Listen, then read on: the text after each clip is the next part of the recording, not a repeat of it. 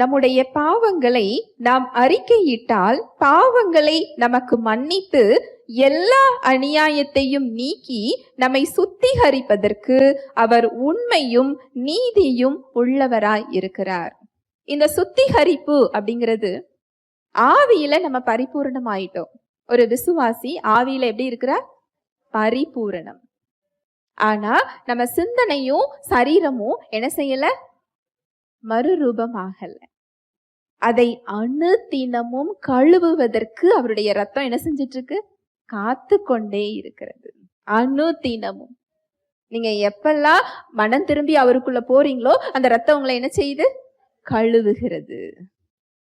அதை கழுவிக்கொண்டே இருக்கிறது. எப்போ வரைக்கும் நாம் அவரை நேருக்கு நேராக எதிராக அவரை பார்க்கின்ற வரைக்கும் அதை என்ன செஞ்சிட்டு இருக்குதா?